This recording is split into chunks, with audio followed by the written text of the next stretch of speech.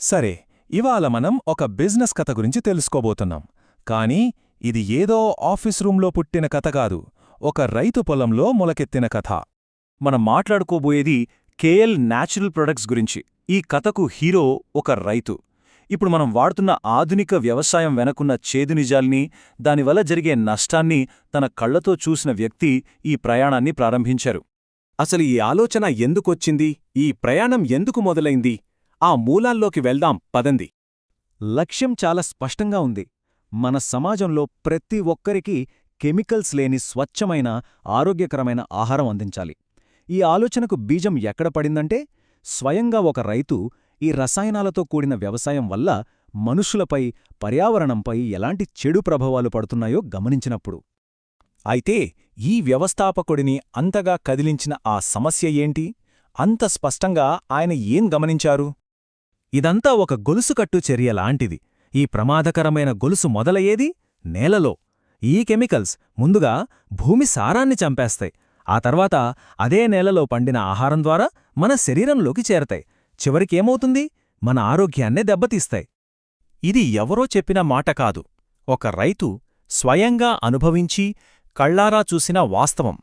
అందుకే ఈ సమస్యను పరిష్కరించాలనే తపన అంత బలంగా మొదలైంది. సరే, సమస్య తెలిసింది. మరి పరిష్కారం? ఈ రసాయనాల మీద ఆధారపడటాన్ని ఆపటానికి కేఎల్ న్యాచురల్ ఒక పూర్తిగా భిన్నమైన, ఒక సహజమైన మార్గాన్ని ఎంచుకుంది. ఇక్కడ తేడా చూస్తే మనకే స్పష్టంగా అర్థమవుతుంది.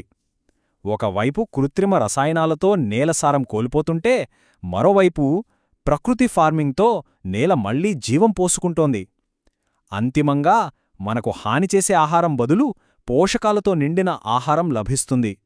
వాళ్లు కేవలం వ్యవసాయ పద్ధతుల్నే మార్చలేదు, అసలు రైతు దగ్గర్నుంచి మన ఇంటికి ఆహారం చేరే పద్ధతినే మార్చేశారు. ఈ మధ్యలో ఉండే దళారులను, ఆ సంక్లిష్టమైన సరఫరా గొలుసును పక్కనపెట్టి పొలం నుంచి నేరుగా మన భోజనం ప్లేట్లోకి చేరేలా ఒక విప్లవాత్మకమైన మార్పు తెచ్చారు. వాళ్ల లక్ష్యం చాలా సింపుల్. రైతు పండించిన స్వచ్ఛమైన ఆహారం మధ్యలో ఎవ్వరి జోక్యం లేకుండా నేరుగా ప్రతి ఇంటికి చేరాలి. దీనివల్ల రైతుకు సరైన గౌరవం, మన కుటుంబాలకు సరైన ఆరోగ్యం రెండూ సాధ్యమవుతాయి. సరే, ఇంత మంచి లక్ష్యము మొదటి సంవత్సరంలో ఎలా ముందుకు సాగింది? ఆ ప్రయాణం ఎలా మొదలైంది? ఇప్పుడు చూద్దాం. తొలి అడుగులు ఎప్పుడూ సవాల్గానే ఉంటాయి. వాళ్ల ముందు కూడా అవే ఉన్నాయి. ముందుగా సహజ ఆహారం గురించి ప్రజల్లో ఉన్న అపోహల్ని, సందేహాల్ని తొలగించడం. ఆ తర్వాత నాణ్యత విషయంలో, అంటే కెమికల్స్ లేని ఉత్పత్తుల విషయంలో అస్సలు రాజీపడకుండా చూసుకోవడం. ఈ రెండిటితోనే నమ్మకాన్ని నిర్మించుకోగలిగారు. ఆ నమ్మకం, ఆ కష్టం ఫలితమే ఇది.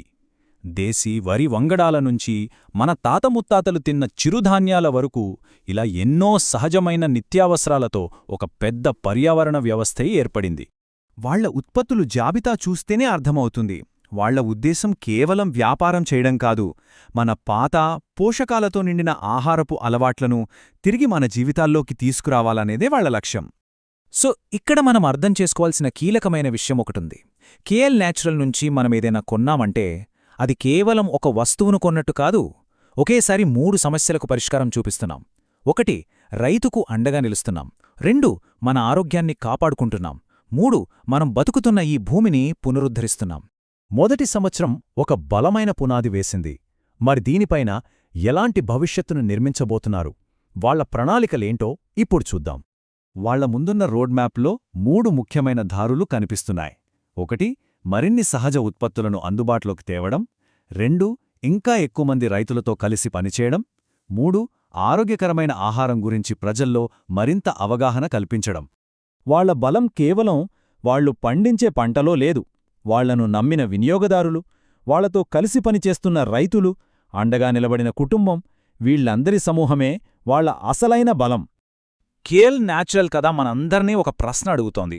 మనం తినే ప్రతి ముద్ద కేవలం మన ఆకలిని తీర్చడానికే కాదు, మన అందరి ఆరోగ్యానికి, మనం జీవిస్తున్న ఈ గ్రహం భవిష్యత్తు కూడా ఒక పెట్టుబడిగా మారితే ఎలా ఉంటుంది? మనం తినే ఆహారమే ఒక పెద్ద మార్పుకు నాంది పలకగలదు కాదా?